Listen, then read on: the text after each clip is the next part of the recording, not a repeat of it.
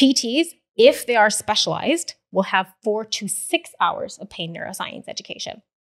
Now, in comparison, a veterinarian that works with an animal that cannot communicate or express has 75 hours of pain neuroscience education. Huh. Now, so we should all go to vets. Well, if we have it's a little bit different than that. This podcast represents the opinions of our hosts and guests. The content here should not be taken as medical advice and is for informational purposes only. This podcast also does not establish a standard of care, doctor-patient, or client relationship. No guarantee is given regarding the accuracy of any statements or opinions made on the podcast or website. And because each person is so unique, all listeners are encouraged to connect with counseling and medical professionals for assistance with their personal journey. All people, places, and scenarios mentioned in the podcast have been changed to protect the privacy of those involved. Welcome to We're Not Fine. I'm Dr. Talia Jackson. And I'm Dr. Jensen. We thank you for listening every week to our deep and thought-provoking conversations about relationships. We would like to start by welcoming you all here to this amazing conversation, such friendly faces in the audience. The topic is how chronic pain affects our mental health and how it affects our relationships. And our amazing, glorious guest, Rhianna Gawrys. Yep, sounds it. French and exotic. She has a story of her own personal chronic pain and has so much to share with us as she is, I don't know, her journey wrapped up in a beautiful golden bow. And she has this incredible career and she wants to share all of that with us. We're very excited. You know what's interesting about chronic pain? Yeah. Like when I hear that phrase from any patients that I'm working with, I get anxious. Because of course it's so difficult to live with. Like whether, whatever it is that people are dealing with, and I have a background in working with people with HIV, and so there's always set of side effects and some opportunistic infections and neuropathy and whatnot that a lot of people experience. And it's crazy because the limitations and the accommodations that people have to go through. So I'm very, very eager about this. And also kind of in a miraculous way, you have figured out something in your own personal journey. So share it all with us. Tell us from the beginning. All right. Well, thanks you two for letting me come on. It's a pleasure. Finally. It was so fun. Okay. So when I was 24, I threw my back out. I was carrying groceries home from the local CS, like the farmer's market. And I felt my back tense up and tighten. And I got home. I put all my groceries away, sat on my couch, turned. And I don't remember if I blacked out or if I just don't remember. But the next thing I remember was being on the floor in so much pain for about 30 minutes before I could move again. And this is coming from a space of being like healthy and active. And I didn't have any pre-existing conditions and or young. anything like that. I was doing HIIT workouts like every day during that time frame. And then I just threw my back out one day. It never got better. Once you have a high level of pain for 12 weeks, then you can be diagnosed as having chronic pain. Pretty much 12 weeks later, I was diagnosed with high levels of chronic back pain. I lived in 8 out of 10 back pain all day, every day. And I actually have notebooks writing down pretty much every single day what my pain levels were. And I'm really glad I did because I honestly, I wouldn't believe it to be true if I hadn't written it down. But I really was in that much pain for such a long period of time. I'm curious why you were doing that. Not to interrupt you, but I'm curious. I don't know. I think I didn't believe it. Yeah. In some cases. Yeah. Or I just wanted, I think I was also curious about like my progression and like was I actually getting better with the things that I was trying and doing and wanted some data to support if I was or wasn't. And I have a whole chart going through all the different like tests and modalities. I mean, I tried it, multiple rounds of PT, chiropractic, massage therapy, acupuncture, myofascial therapy, all these things. And this was, it's been actually about like, I don't know if it's this week or last week, but like pretty much we're at my 9-year anniversary of throwing my back out right now this month. And I've been 7 years completely 100% pain-free. So let me just jump back. So That's really amazing. This is a moment. And I do have this document aligning all the things that I did. Essentially nothing worked. Really, really nothing worked. My pain specialist left me with 2 options at the age of, I think I had turned 25 at this point in time, was either surgery or drugs. And this is right before, this was before the epidemic with opioids had like really come to a crest, but it was getting very scary. And I remember thinking like, no, like these cannot be my only options. My tests have come back completely clean. I'm young, I'm healthy. Like I'm not doing either of these two things. I have quite a bit of fire in my veins, so I like fought to find something else. And it was actually a friend of mine who introduced me to the therapy that, as I still say, it saved my life. And it's what I'm trained in now and what I offer. And she just said, like, I think this is what you need. And I was open to anything at this point because I'd already said no to the doctor. And it was it. It was the only thing that gave me pain relief that a drug hadn't. And I was so cautious to take those because, I mean, just the terror of being hooked on drugs because of pain. And I did the first movement and it was relief for the first time. And it just got better every time. So I saw a practitioner. I think I saw her 3 times over the course of a year. And my pain levels decreased like rapidly. And this was all somatic yoga therapy? Yep. Mm-hmm. Can you describe a little bit of what that looks like? Yeah. We're not on the floor. Yeah. No, we're not on the floor. So I'll start it this way, just because I'm going to kind of use these words interchangeably. And most people are not aware of what this work is. So somatics, the term is now kind of popping and people are aware of what it is now. But, you know, this has been 9 years. Like no one knew what it was up until maybe like last year or something. Yeah. And so the term that I've been using, which is technically correct, is neuromuscular re-education therapy, which is a huge mouthful. But what essentially means is that I am working with the brain, the nervous system, and the body to undo chronic pain. Somatic yoga therapy is most accurate for my certification. So somatics being working with the body on all layers, sort of a interoception, being able to sense and feel from within. And then I use, this is not like common or typical to yoga therapy, but I use a very specific brand of pandiculation, of moving in and out of chronic contractions safely, really small movements in order to undo the chronic tension that's in muscles. And to be more specific, this is technically called Soma Yoga Therapy. It is pioneered in Duluth, Minnesota by 2 amazing women who took like Thomas Hanna's somatic theory, combined it, learned about it, thought it was so like radical and like could break barriers that they ended up redoing their entire yoga therapy program with this as the basis. So we learned therapy and understanding muscles day one. So they're up. It's the Yoga North Soma Yoga International Institute. I'm so grateful. Lot to say. It is a lot to say. But I'm so grateful to them because it changed my life completely. I'm kind of curious too. So you had worked with a practitioner, and did that practitioner have this credential as well? Yeah, she was only in her 2nd level of training though, out of 3. So she wasn't even technically a therapist left yet. And when we were talking about this, like the first time I saw her, she was like, well, this is wrong with your back. Your back muscles have forgotten how to release. They are so tight that they have forgotten how to release. And this is why you're in pain. And no doctor had been able to tell me that, which was just like, so, I mean, we'll get into this. But very Western. The medical Western system has limitations, and this would be one of them. Yeah. She knew exactly what to do. And so when we're doing this type of work, you can be on the ground. I have an elevated table. We can be sitting. We can be standing. What I love about this is I can do this on vacation. I can do this at home. I can do this standing in line. But what I do love about it is like it's versatility. Yeah. Right. So it's very, very calm, very quiet, very soothing. And it is brain work more than anything else. So what does that mean? It means that your brain. So this is why this therapy made sense to me, is because I knew as a child, like your brain controls your muscles. So this practice is making my brain control my muscles. And so I was like, there's something here. This makes sense. Very cool. Mm-hmm. So because your brain controls your muscles through your nervous system, and then your muscles communicate back to your brain through the nervous system. And if you're not using that sensory motor loop, and we know about this is why we have the terms practice makes perfect or muscle memory.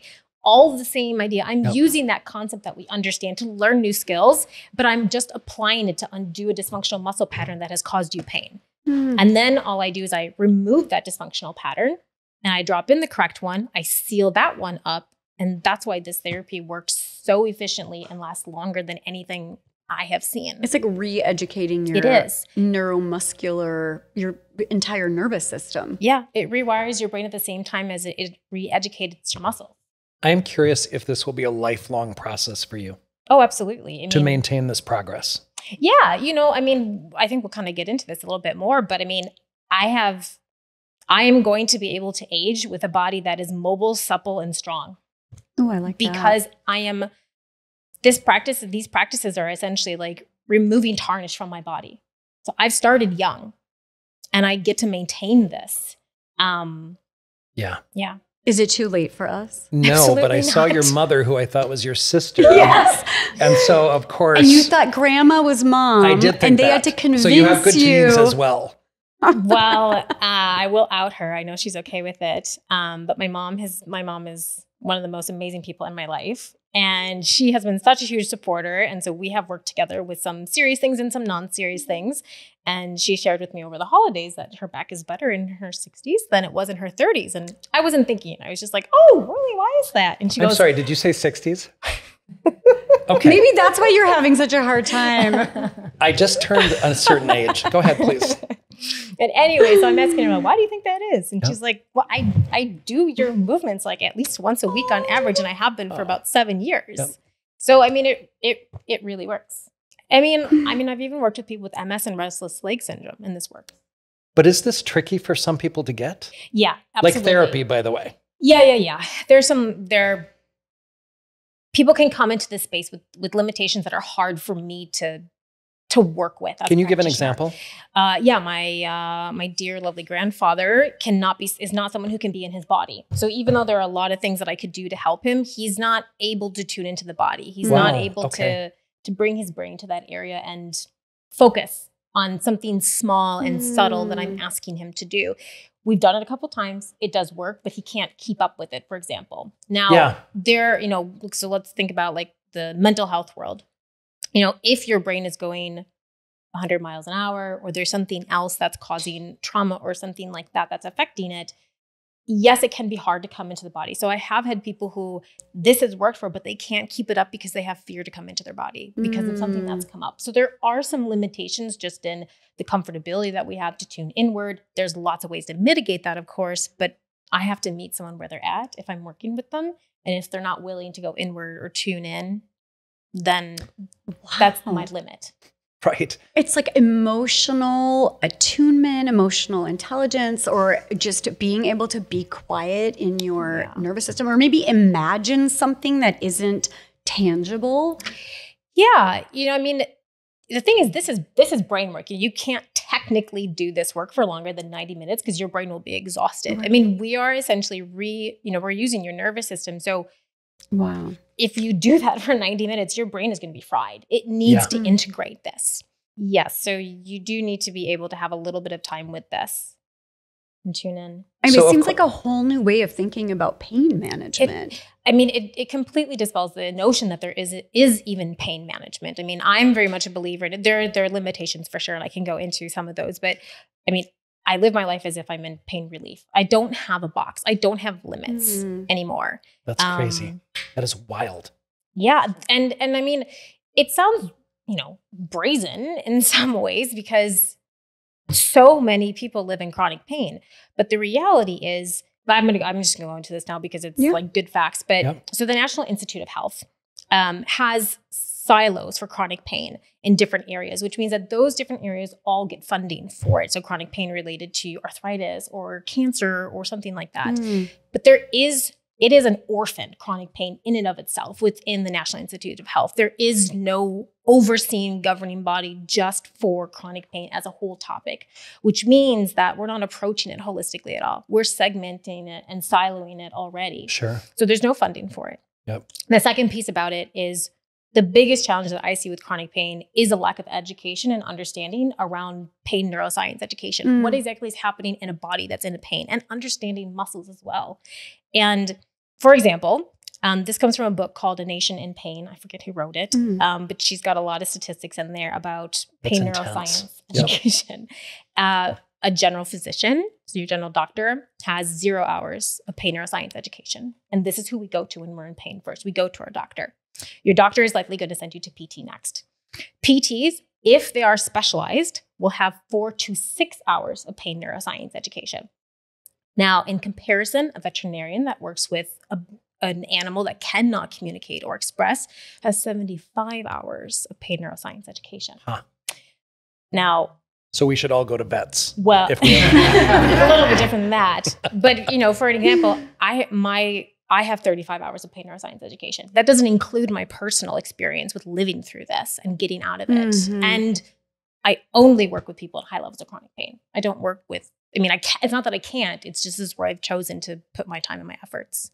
So there really is a gap and a limitation of understanding what is wrong with us when we are in pain, because so many people have the tests and stuff that don't come out with anything. Yep. It's because it's not telling you, it's not showing you that your muscle is stuck in chronic contraction. The limitations would be, you know, we go from functional issues, meaning that it's just our body is moving in a way that's not functionally correct for us. Over time, that wear and tear does turn into a structural issue. This is where we see things like spinal stenosis or needing hip surgery, bulging herniated discs. Like you can see those things in the tests. Once we get to a structural issue, it doesn't mean that the type of work that I do can't help. Mm-hmm. It just means we've now passed a point where there's a structural component to contend with. It may not mean that you could move into complete pain relief, but it doesn't mean that you can't.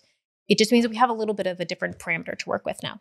So I am curious about, you know, Bessel van der Kolk's work on the body keeps the score, of course, yeah. and trauma and where we keep that and how that might interfere. Like even when you talk about your grandfather not being able to be in touch with himself That's a great somatically. Question, yeah. Like I'm very curious if blocks can be from trauma and therefore a referral to someone like Talia and I can be helpful. I'm also curious about diet and like gluten issues and all of the things that otherwise can complicate pain and discomfort. Yes. So I know less about that, I will say. I'd like you to look it up really quickly and respond. Such good questions. Let's go to the trauma piece first. So love Bessel van der Kolk. Yep. Definitely a believer in the body keeps the score. I see that all the time. Oh, it's huge. Yep. And you know, I mean, there's a limit to what I will work with my scope of practice for sure. For now, I've not yet had people come to me who have like complex trauma and PTSD who are off looking for my services.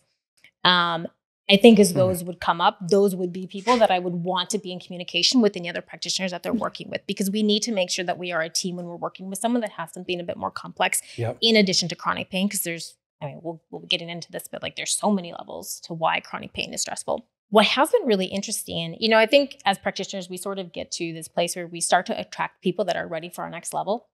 And the work that we have done, we start to receive more people that need that type of healing. And I've been seeing that to be true. Yeah. The clients that I'm getting more and more frequently, while they're all high levels of chronic pain, have already used up all the options that they know of by the time they find me. One of the things that I've been doing more often now is having a mental emotional layer aspect to the work that we're doing, that it doesn't look like a traditional session. It's where we're really talking about mentally emotional states that are either compounding the problems with chronic pain or we're kind of part of it from the beginning. It just depends on what's going on. So I'll give a couple examples. I've worked with people who have chronic tension headaches or migraines. And when we go into this, you know, there is a lot of, you know, we hold a lot of stress in our shoulders often, right? And so if we're tensing and we're stressed, we're going to tighten these muscles. These muscles are going to cause tension headaches, perhaps migraines. Migraines is a little bit of a different scenario in a lot of cases, but tension headaches for sure. With those that I've worked with in that area, it was interesting to find out that it was actually the anxiety that caused the tension, which then caused the migraine. So what I needed to do as a practitioner is say, okay, well, I could give you these movements all day long and you can do this all day long, but this doesn't solve the root problem. The root problem is the anxiety. So now how do I get into your body? Now, how do I get you to notice the subtle signs of anxiety coming forward, ground your body so that you don't even go into that stress reaction? A couple other examples are, I had a client who had all over body tension. He was in his early 40s. He had it for 30 years. And like 10 out of 10. I mean, my heart just breaks when I hear these stories. But it started during puberty and just the shift, what was going on just on a hormonal basis with his body. And so while we made really amazing work really quickly, we had to start talking about that. And now we didn't need to get into the details, but I did have to understand what was going on.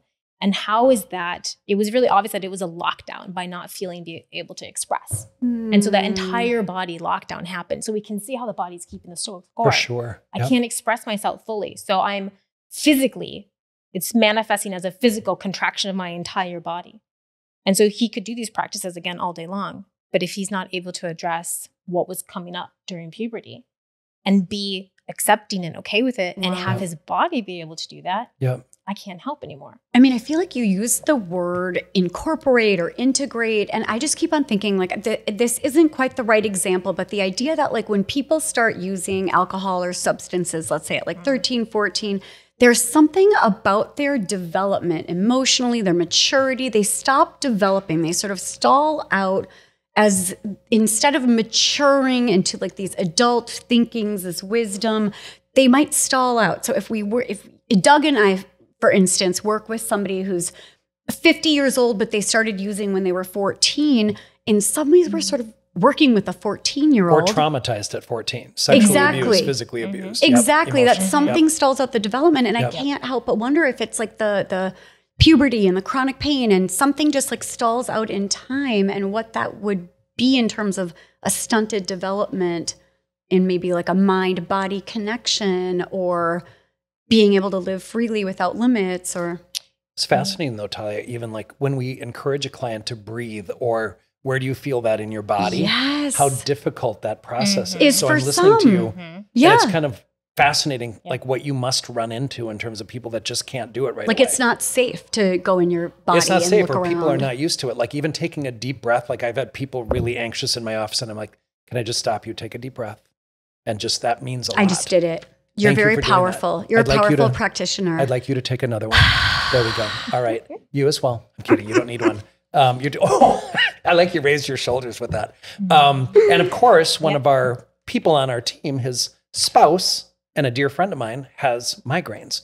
So I cannot wait for her to view this. Yes. She could not make it today. That's unfortunate. Please come and chat with me. We'll just chat. 100%. Oh, that would be so I nice. love it. She All would right. love that.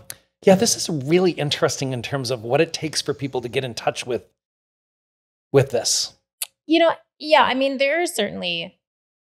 You do make it it sound can- easy. Go ahead. Well, it can be easy. Yeah, it can be easy. Yeah, it is, Doug. You know, I mean, it's meeting someone where they're at, right? So for some people, they pick this up really fast, right? I mean, and there's this piece about it. Like for me, it's fascinating. Like I love going into my body and being like, oh, if I do this contraction this way, and then I add this one on, it becomes a puzzle. Like, oh, how do I unravel this like super complex puzzle? Yep. So for me, it's fascinating. But you know, I've loved doing puzzles since I was a kid. So it's in my territory. Yep. But for some people, it's like, well, this is really boring. It's really slow. We're used to such a fast pace of life that like slowing down to have a break is even really challenging for a lot of people. So yes, I understand that there's a challenge aspect to that, perhaps if we're not used to doing it, but you get so rewarded at the end because you feel so good. It's like a moving meditation or a moving massage and you're doing it. It's not, I guide people through this. I'm not touching, hands are not on. This is why I love that I can do this virtually or in person. You know, so we can make sure we have safe spaces. But. So I realize and we're going to probably dissect your experience with the healthcare system more at length, but I'm curious, you take any medication at any time? Nope, none at all. So you don't experience pain anymore? I have zero pain. Do you get headaches? Nope. Before we go off on the entire checklist, I know. So because our podcast is all about mental health and relationships, we do want to ask you about your experience. And you go ahead, Doug. We're going to ask the first question. I think we all know that there's a correlation between chronic pain and mood disorders because living every single effing day, I actually refrain from saying the word. That's a first. I think it's the why? first. I don't know why. Of all the episodes, I feel like you should lean This into might be the it. I'm going to F-bomb. lean. But really, the whole reality of like how irritable, consumed, like when you talk about that process of evaluating your number from 1 to 10, you said 8 a couple times. I'm aware that even doing that, my guess was that you weren't maybe feeling validated. You were having all sorts of maybe denial, like, what the hell is this? And it was a reality test to look back. But also just inherently, you were aware that you were validating, it for anybody that might need to see it at some point. But people have a hard time believing people are in this level of pain, but it affects these relationships, right? Like, I'm kind of curious about how your family first related to this. Yeah. You know, the first thing I'll say about kind of the blanket statement. Since they're in the audience. The blanket statement is that most people don't realize that chronic pain, once you're diagnosed, means that you've been living in with this for 12 weeks. At that point, it pretty much ceases to be a physical struggle. Yes, you're still struggling physically with the amount of pain, but really it moves into a mental emotional struggle. That is why I think people really misunderstand that chronic pain is a mentally emotional struggle for the most part. When we think about it, and, you know, we can get into all the aspects of relationships and mental health and why this would be, but it's not just the pain. It's the fact that there's so many compromises and changes that you're making as far as your relationships, your work, what you can and can't do around the house. Your disposable income is now going to places that you didn't mean for it to go to. You know, travel and activities and joy and leisure are no longer options for you. It really transforms your life in a deep way and on so many different layers. But what I think is like the most profound piece about mental emotion health with chronic pain is you don't think about the future really. You make plans, but you don't really think about the future, because if you did, you wouldn't. This is the only place where I still get a little bit emotional about it, because it really is so deep. You can't think about being in pain for that long. Decades. You know, I was 25. This is decades of thinking of being in this much pain for this long and thinking it probably won't get any better than this. It might get worse. The hopelessness. It's a black tunnel with no light at the end. And to be able to bear that type of grief and stress is, I mean, if nothing else about chronic pain, which there's more than enough to, it's like an iceberg to sink the ship. But if there was nothing else, now we've just added another load on top of it. So yes, the moods, yes, the emotions, yes, the mental states, but I mean, really just to bear with that and then have to, you know, go through the medical system and try to have autonomy for your own health, try to find answers, not get them, and consistently choose. I mean, some people don't, and I do get it, but to consistently choose to hope for something else, to put time, money, and effort in again and again and again. You know what I mean? This is heartbreak work for me, because this still breaks my heart when I think about it. It's that whole bargaining phase of grief, by the way. Like, if I just do this, it will get better. If I just do this, I won't feel this way forever. You know, you mentioned grief, and of course that incorporates all of the losses about this. And when you're that young and you anticipate, how would I raise kids if I wanted kids? How would I have a relationship and be active? How would I hike? How would I play hockey? Which, I mean, soccer hockey is your brother's jersey today, which I'm a little fixated on. But, you know, you talk about playing soccer and hiking in Machu Picchu, I think you said. So all of the things that you're doing, when you think you can't do those things, and this is any sort of terminal or chronic illness of any kind as well, but it's very similar, kind of mimics that. Even as you're talking and you have kind of this emotion, which we're going to talk about trauma as well, because once we have these experiences, they are part of us for life. And so even as you're talking about it today, which I'm so grateful that you're sharing your personal story, there's a lot to this. And there was a lot of pain involved for you emotionally as well. Yeah. You know, it's sort of interesting because there's sort of two sides to this for me personally. One is, yes, I still get tender about it, you know, because it's a delicate topic. I mean, if we just think about that black tunnel, I mean, if you've not lived in chronic pain, it is really hard, I found, to relate to someone who does. But if you have had any episodes where you're in pain for and you didn't really know what the outcome was going to be, it's not like going through surgery necessarily being like, well, I'll be better in a year. Right. Or like in 4 to 6 weeks, we can tell you how you're going to feel. Right. Yeah. So yes, there's still some like emotion that's with me, because I think I'm an emotional being and I connect emotionally with others. So of course that's going to still be in me, and it was a profound experience. But what I think is actually a bit more interesting, for me, like it doesn't live in my body anymore. I don't experience fear or grief about my experience at all. Like the trauma isn't lingering. Interesting. It's been like metabolized out of my body. I don't actually remember being in pain at all. Denial. Well, what I wonder if it's like, if the anxiety is just like this fear that it's going to happen. I mean, we're going to dive into this a little bit in the future, but that you have somehow managed to just be like, and that is completely resolved. There's a couple things about that. One, I was really young. And while I did live in high levels for too long, it wasn't years. So I was able to move past that pretty quickly. And, you know, I mean, this is neuroplasticity. And this is something, you know, I can teach my body to not remember that anymore to an extent. You know, I mean, there's a lot of metabolization to do. And I think the fact that I do work with people in chronic pain allows me to metabolize that. You know, every time that I'm having a conversation with someone about their pain, I'm able to kind of metabolize and cancel out those feelings to an extent every single time. So I get to process this. I get to heal. I mean, what I hear is that your present identity, like I love the word metabolize, but your present identity does not incorporate that dark, endless tunnel.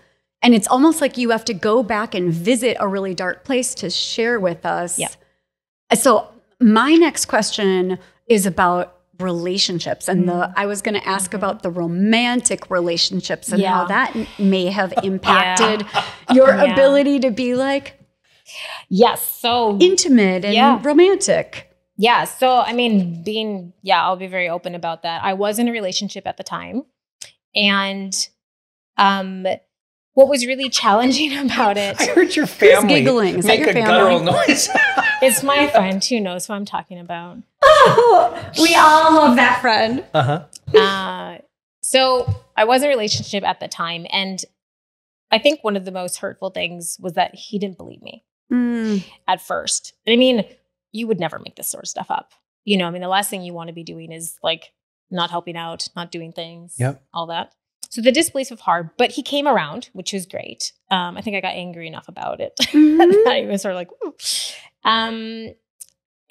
But I was sort of raised with my family to think about life as like a three-legged stool. So you have your family, you have work, and then you have relationships. And my health was totally suffering. My job, was really affected by my pain. And it's different for everyone. I had a really high level stress job. My boss was not supportive of the care that I needed. It was just complicated. And so my job was not so great. I was really thinking about like, can I even do this? Like, I don't even know if I can sit in a chair for 45 hours a week. Out of curiosity, can you share what you were doing? I was doing events and membership for a nonprofit company that worked with very stressful clients that demanded a lot. I hear personality disorders. What do you hear? Narcissism, borderline. Well, I know some of the issues, but we can keep that for another day. Anyways, the point being is that health and work were not good, and so the only thing left standing was my relationship, and it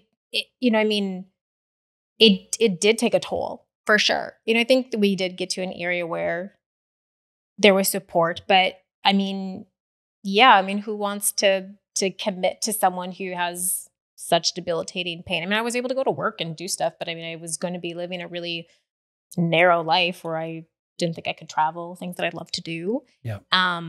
It also limits the types of activities and such that you can do as well. Where are you going to meet people if you're in pain? People think about it all the time, like, and this is something that, like, when I think about like, where are people in pain?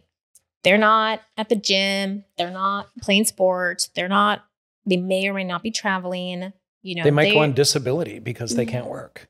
Right. And I've worked with folks like that. It's so. Anyways, the relationship did have some wear and tear on it for sure. It was able to get to a place where, and I think this is something I never thought about. I was just thinking about this when I was thinking about our conversation today. This is definitely not something at the time that I would have considered, but it's something that's within my like vision now, where I think what can be helpful is to change the narrative about what's happening within the relationship. And what I mean is when you're in pain, you're depending on what's going on, but especially high levels of chronic pain, you're not really able to do a lot. Monday's bad, Friday's worse, and the weekend's just for recovery, essentially.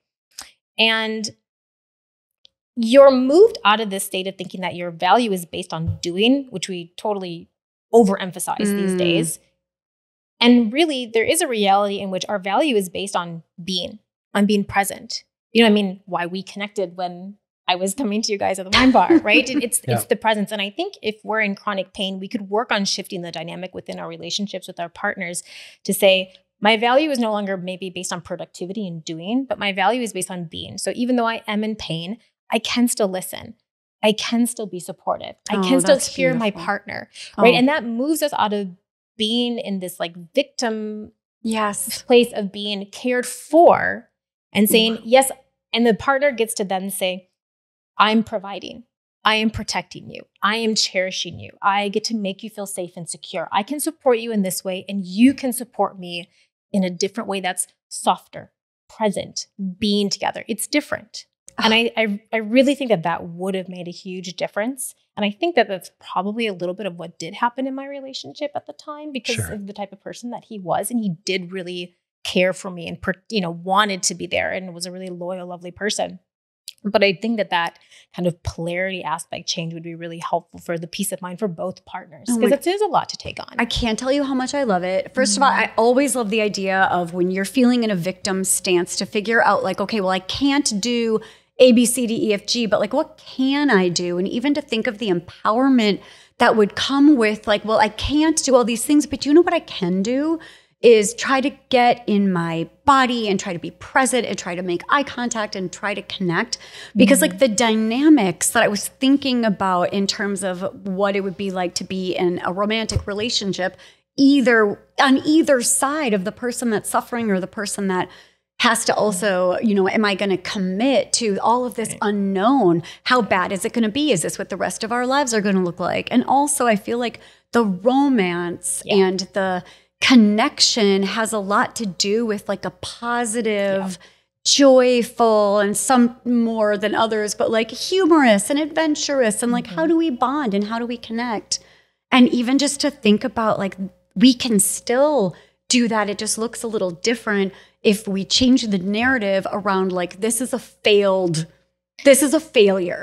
Right. This is negative and miserable, but in fact, we're connecting in different ways. I love it, Rhianna. Yeah. I mean, it was a bit of an epiphany when I was thinking about today, to be honest. Wow. But, when we think about, I have clients who can't sit or stand, we have to lay in certain areas. They have to be propped and supported in certain ways. And I think about, maybe you can't go play softball anymore or something like an activity or something that you guys used to do, but like, you could also hold this person on the couch in a position that they could be in. You can still hug a person and that completes the stress cycle. That gets the stress out of the body. I mean, there's just like another topic we could just go in forever, but there's so many more things. I think there's, the drama triangle talks about the three different, you guys probably know this a little bit better than I do, but the three different states that we go into when we're kind of under stress. We go into either victimhood, the rescuer, or the persecutor. And there is an opposing triangle. How we get out of those states. And the victim one, let's just talk about that one because it's a bit more applicable. The victim is to become the creator. So if we're in a state where we're in chronic pain and we feel, victimized or a victim of our circumstances, we get to create something new with that. And be able to change the dynamics of your relationship to provider, protector, and not caregiver.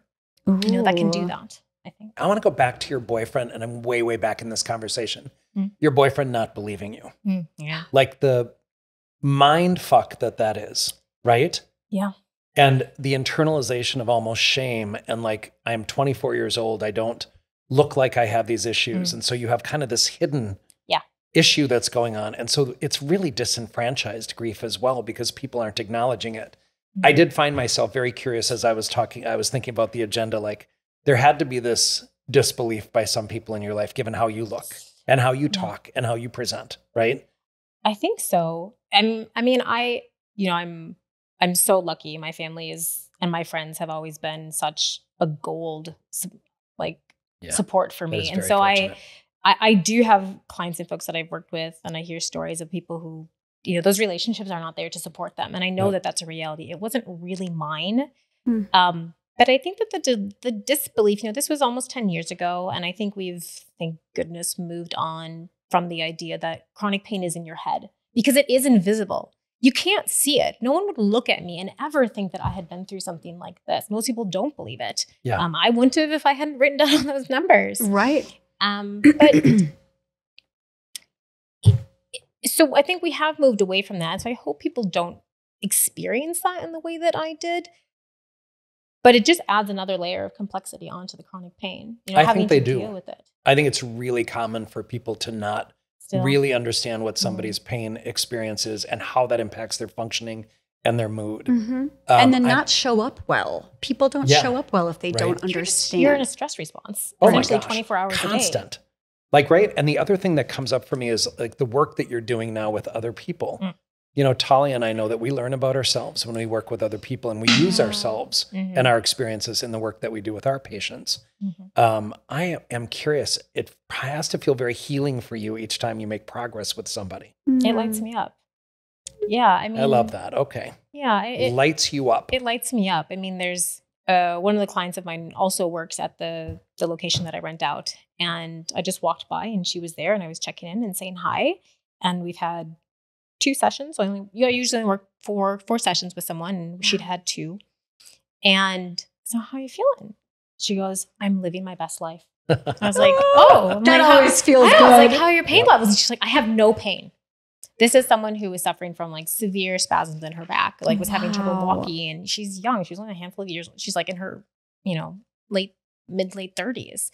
And I mean, sometimes I feel like it's almost an out of body experience where it's not that I know I'm really good at what I do, but it's almost like, and maybe you guys get this a bit too. It's like, I can't believe it. Like, I believe it. I see it. I know it. But I can't believe it. Like you had an impact on that person? Well, no, it's not that it didn't have an impact, but like, I guess I get to be in the joy every single session that I have, essentially, of getting to see someone transform out of chronic pain to a degree, to an extent, to a leap, to a bound. Every single time that I work with someone. It is. It is such a gift. And I mean, like equally, my heart is broken every time I'm with someone, and equally, I get to be reborn every single time in a way. And it's such an honor and a blessing. And I had to go through some chronic pain to deal with it. But that's right. Well, clearly for a purpose. It's all about pain to purpose. As you talk about this, and there is such joy, and I think, Talia, you and I can both appreciate when we get positive results from people, or a relationship survives, or somebody is no longer suicidal, or depression lifts, or anxiety lifts, or trauma is managed in a different way. I will say I feel grateful for that every time. And it keeps me motivated to keep doing what I'm doing after 30 years and how I do that. And it's hard. Yeah. I mean, it is hard. I mean, it's hard what we do to hold space for something that's complex and dynamic and disbelieved oftentimes, that people have been working on.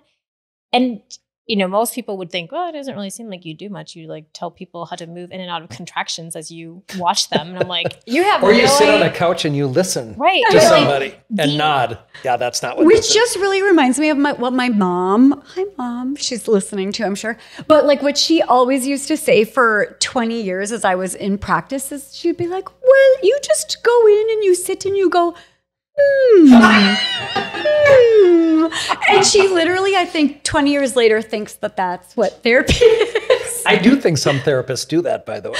So you're right. There are those therapists. I think so. I think you probably run into that too. Like people who do not understand pain, right? They don't. I mean, it's a constant frustration for me because, my certification is a somatic yoga therapist.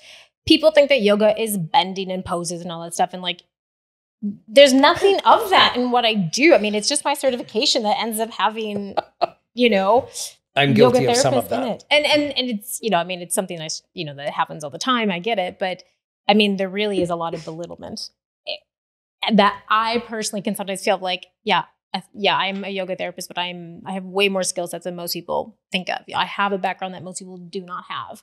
So there is a little bit of that, that makes me a little angry. But, well, that's why you're here to educate. Right. It's not just downward Doug. Downward Doug or upward Doug. Well, so I am really curious about how you navigated the healthcare system. I know you were full of that fire that is the fire of survivors, right? And the fire of warriors that you did not give up. Wondering what that was like for you, and if you have any advice for anyone that might be in any stage of their pain journey of, what would you say to them? Yes. So I did have a really good general doctor who actually encouraged me to try acupuncture and myofascial therapy. Mm-hmm. So I was lucky in that sense. But it was during the time where NPR was doing a whole segment around advocating for your own health. And I listened to every single episode, and I just had to ask questions and take charge and start thinking really critically about the number of things I hear doctors say. I'm like, seriously, it doesn't make any sense. The challenges I see is that Western medical is so siloed that, how could they possibly work with a client that has pelvic floor pain if they're not looking at the neck and the jaw and understanding that there is a direct connection between those, or that if one shoulder is having a problem, I need to look at the opposite hip. There's just things that the siloed approach doesn't allow for us to do. I agree. It doesn't, in a very good way, allow us to look holistically at the feelings, emotions, energetics of, are we getting, not just like sleep energy, but like the energetics of how we're kind of moving into spaces with stress or anxiety or depression. It doesn't allow for that very well. The second piece is the lack of pain neuroscience education. Unfortunately, my pain specialist was completely unhelpful. Did his best, but, gave me surgery or drugs as my only options.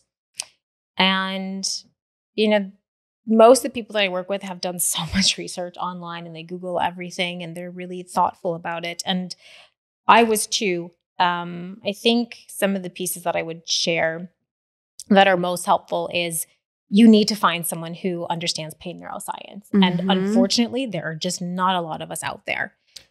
What questions do you think might be helpful for people as they navigate that? Because, it's a really great recommendation to find someone who knows what they're talking about. Yeah, who do we look for? I needed to change physicians about 2 years ago, and I went in just ablazing on questions about gay men's health and PrEP and PEP and all these sorts of things. And I had a very wonderful person sitting across from me who said, "Are you done?" And I thought, I think that's a challenge. He knew more than I did. So that was really helpful to me, actually. And I knew I found the right person. Yeah. But it's about knowing how to ask and feeling really empowered to do that. So for me, with what I know that going to someone whose focus is strengthening and stretching, that doesn't include your brain, is not going to help with your chronic pain. Now, there are going to be people who are going to be like, yes, but it has helped me. That's great. Things do work. But for the most part, I have to do a lot of things that other practitioners do. PT, chiropractic, massage therapy. I have to do a lot of undoing with the work that I do. So I think to be able to ask a practitioner, do you specialize in people with this pain? And what are the results? Because the thing is most of us in chronic pain, we go to the doctor, we hear their advice, we try it, and then we disappear. Or we're take edibles.